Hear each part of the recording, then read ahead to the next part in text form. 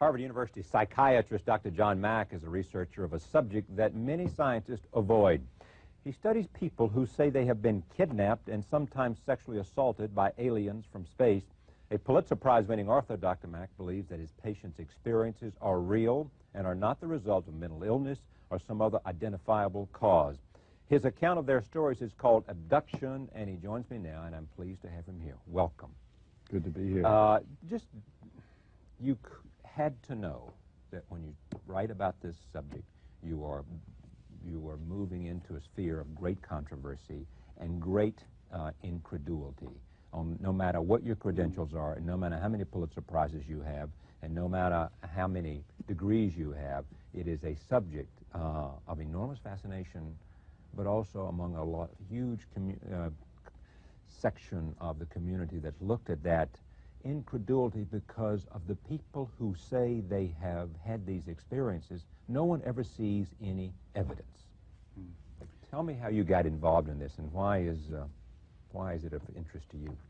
Well, in this culture, evidence has come to mean some physical object that we can measure, touch, take photographs of, and be certain of its pedigree, where it came from. But I suspect in something which is as unacceptable as a reality as this phenomenon, no piece of physical evidence would satisfy anybody. We'd be arguing that whoever found it was hoaxing it or making it up.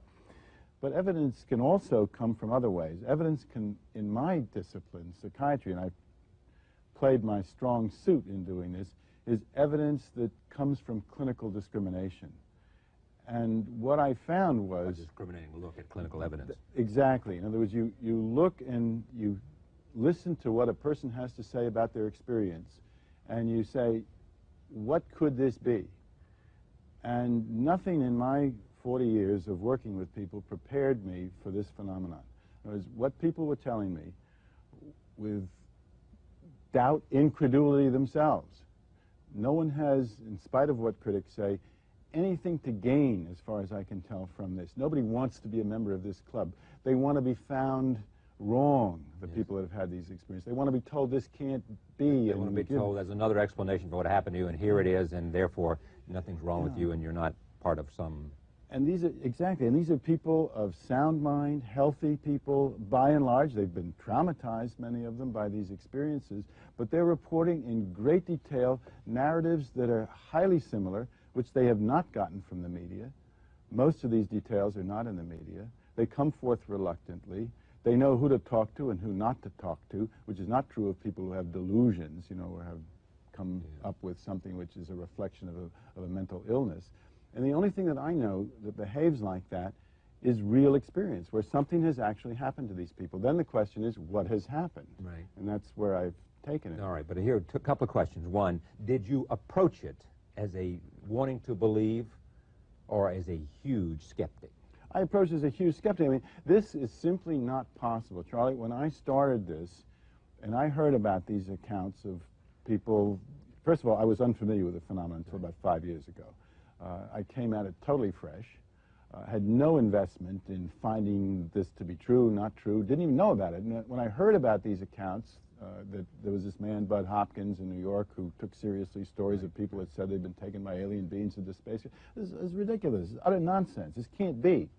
To me, it could not be. This is not something that is possible. There can't be that kind of intelligence working in our universe. There must be something different to explain this thing. So to me, in spite of what critics say, I didn't come to establish the truth of this, and I was warned not to say you take this seriously, and it was a long time. It was 2 years before I wrote or spoke publicly about this. All right. Tell me what your experience had been before that, just to give the audience a sense of who you were. I mean, you've written a book called Cultural Disorder. Was that the title? What was the title of the Pulitzer Prize-winning book? Well, I wrote a biography of Lawrence of Arabia, the one that had so much to do with the current Middle East situation. And the subject of David Lean's great movie. Yeah, Prince of Our Disorder. I've been interested in questions of human identity. I'm a psychoanalyst. I've done a number of clinical studies of human dreams, nightmares. I've been interested in adolescent suicide, what makes a teenager decide life is so hopeless they want to end it. I've worked a lot in areas of political psychology, what drives us to be so destructive collectively one to another. Nationalism, ethno-nationalism interests me. So I guess, in a way, this work, although I didn't, you don't calculate this at the time, grew out of this interest in some way. Who are we? Are we these isolated people tearing at each other, trying to carve up the earth for our own purposes, or do we have some larger, expanded human identity? Maybe some place in the depth of my soul there was something that resonated with this, but surely as a factual phenomenon, this was simply not possible when I started this. And when did you turn? When did you begin to say, I believe these people?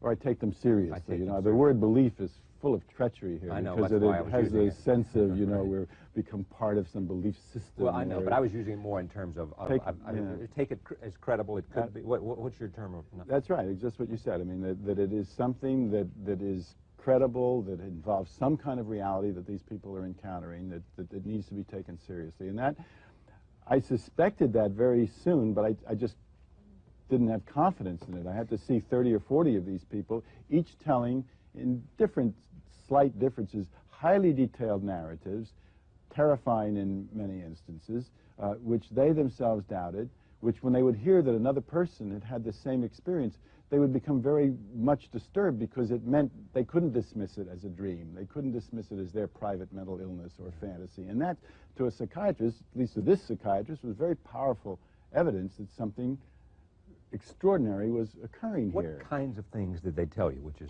part of the book? Well, the basic story is that a person is in their home or in a car, or in the case of one woman on a snowmobile, or in the case of children in the schoolyard, and a powerful beam of light comes, or they may hear a humming, and they're frightened, they may be paralyzed, they are moved by some energy. If it's in a house, they'll say floated down the hall. They may see these small beings, 3 feet, 3.5 feet tall, a kind of thing that you might think they would be hallucinating. The first response often to critics, well, they're hallucinating. But the fact that thousands of people are having the same images, doubting it, telling it with great emotional power, that's not the way hallucinations work.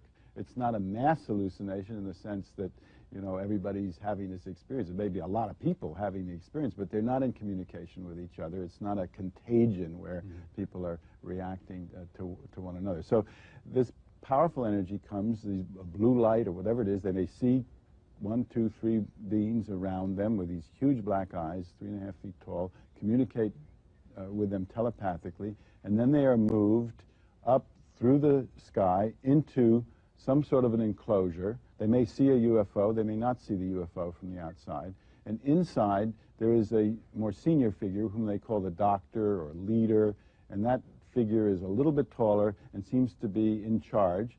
Inside are all kinds of machinery like computer consoles, instruments, unlike anything we really have nothing quite like what we have on Earth.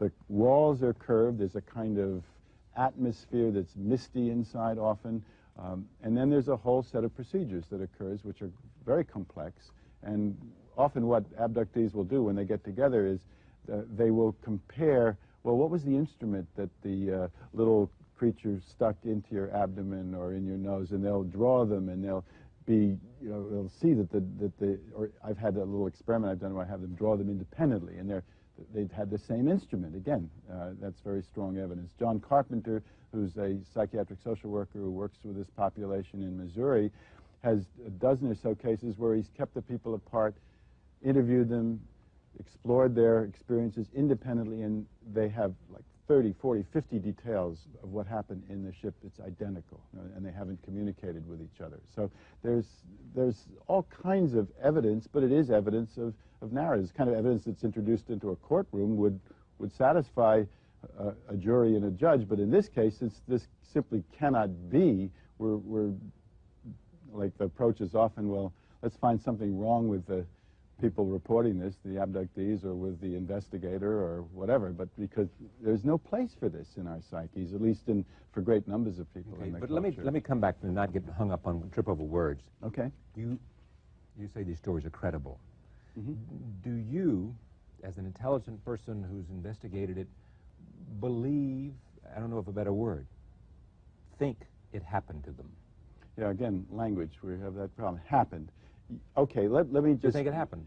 Something happened which corresponds to what they're reporting. In other words, I don't think they're... Did something happen in their mind, or did something happen well, it's, in their again, physical being? this has forced me to challenge every category I've had, like in Right. the mind, Right. inside, and outside. For example, sometimes people are witnessed to be missing. A child, for example, this is my own case experience, goes in to find her mother during the time the mother's having an abduction experience. The mother's not there. The child tells the mother in the morning, "Mom, I went into your room. You weren't there." Two young people, fathers are desperate in the morning, young teenage girls. They're gone. They say, yes, we were right here sleeping in the den of one of the girls. I've interviewed both girls, and the father, they came back. They were there. There are lesions on their bodies. There are cuts. There are scoop marks. There are intricate lesions that don't follow anything that could be self-inflicted. One person had quadriplegic that I'm working with has this very complex set of ulcers that follow a pattern on his wrist. He can't have done it to himself. Critics say, well, these are self-inflicted. They're not self-inflicted. But the physical evidence by itself would not stand up. I mean, you couldn't, because again, it's Right. not powerful enough. It's not rich enough. It's the company it keeps. It's the fact that it occurs in conjunction with these extraordinary accounts, which, in spite of all the criticism that I may be taking it too seriously Right. or believing this really happened, there isn't a single case where anybody has found another explanation of what an individual has reported. Why didn't you include the personal histories? Well, I included a lot of personal history where I took detailed personal history in many cases. In some cases, as for example, Scott in the book, we interviewed practically everyone in the family, in the nuclear family, the brother, sister, parents. As far as we could, we went into every possible person to interview that seemed to bear on the immediate experience. But again, what I was trying to do in this book is to lay out a whole new area that needs investigation, needs much more study, but to set out what are the basic guidelines, what is the basic structure of this field, and see what other people can follow up in more detail. I plan to study or to look at individual cases in much more detail now. You've seen how many patients? Of this sort? Yeah. Over 90 now. Over 90. Remarkable similarity in their stories, Yes. in their sense of the light and being taken away. How do your colleagues feel about this? Well, the colleagues vary. I mean, when they, like for example, in the case of Sheila, the psychiatrist who had been working with her, who was a skeptic himself, came in the room during 2 of my sessions. I'm reluctant to call them hypnosis because it's not, with this group, the experiences are so near the surface. If you just listen to them and allow them to relax, the experiences come forward with enormous power.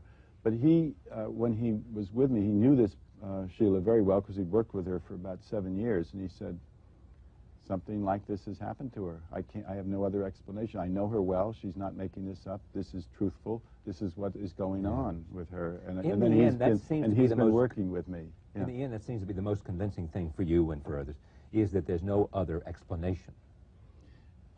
You can't find any other way. You can't find any other way to characterize than to accept. Yeah, I mean, yes, I mean, I've looked for every possible explanation. Then I begin to ask myself, why is this so extraordinary in this culture? In other words, what is it? I mean, for example... I can tell you why. I think the reason it's so extraordinary is a culture for us to be unwilling to buy it, to accept it, to believe in it, to find it credible. Yeah.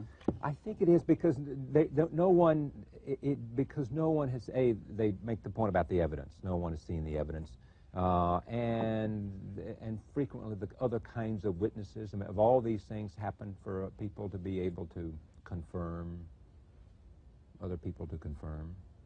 But there are, I mean, if you, again, have independent examiners, that they find the same thing. I mean, they just would, I mean, I think that it's like near-death experiences for people, I think. I mean, it's some of the same kinds of incredulity that, in fact, I died and I saw heaven and you know. I mean, I think there's something because you in the end, it's something you just have to almost take on faith. But, you know, one of the things that's come to me as I've been dealing with the criticism... Rational mind in America. So-called rational mind. So-called rational, all right. You know, I mean, I came to a point where I began to shift my own thinking. I said, why is this so extraordinary to people? To accept that another intelligence, granted it's taken an odd form, little beings with big black eyes who are sometimes luminous and sometimes less so, entering our worlds, telling us, doing these experiments, telling us that in vivid terms on television monitors and directly through telepathic communication, that we are causing some kind of ecological catastrophe at a scale that goes beyond the Earth itself, that the Earth is part of some network and that is being communicated, and that there are intelligences in the cosmos that are telling us this. Why would this be so extraordinary? I don't think it would be so extraordinary. It isn't. We're beginning to study this among various other peoples who don't find it that remarkable. It's that we have come to the place where intelligence is simply a phenomenon of the human brain, that the universe is, we've devoided it in a sense of other intelligence. So when it shows up in a kind of odd, frightening form, tells us about ourselves in ways we don't want to hear, the approach is to reject the phenomenon, shoot the messenger. And there's some, because you know, you asked me this. I mean, the intensity of the wrath, in a sense, that I've brought down upon myself for suggesting maybe this would be better to look at it for How is that wrath expressed? Well, it's expressed in attacks that say I have no evidence, I've lost or my... even to the standpoint of saying, you've done some experimentation with hallucinogenics, haven't you? Myself personally, well, no. But you've studied the... No. I haven't. I've used this method which uses breath work. I've been interested in meditation. I've been interested in yoga, ways that get into alternative, you know, non-ordinary states where people can access another world. And that may be, in some ways, I had somewhat more openness to this kind of phenomenon. But I was not ready for a phenomenon that was more than simply psychological, which seems to enter and have physical effects on people. This was something that I was totally unprepared for. And yet, it seemed to me that rather than take the phenomenon and reduce it to something familiar where it won't go, just maybe it would be more creative, more constructive, healthier if we would expand our notions of what's real to include something that differs from what we've already believed and known. That might be a healthy thing for us. I know that this is what I've been told about, and I'll just tell you about this story. And I come at it with incredulity as well in terms of unbelieving these kinds of things, as I, you know. And people who talk about you, and you've been on other programs, say he desperately wants to believe this. That's okay. People who come with a scientific inquiry also desperately want to believe that they're going to find something. And they also will cite examples of people who have fooled you, who've come forward with a story which wasn't true, which you seem to accept. And they say, does that mean that people can get away with telling these stories so that you will, for the lack of a better word, buy them? There's a woman, that's all based on a woman that gave a story to Time magazine that she worked her way into our group of experiences, fooled me into thinking that she'd had real experiences, and then she managed to get a splash on that in Time, which has been picked up.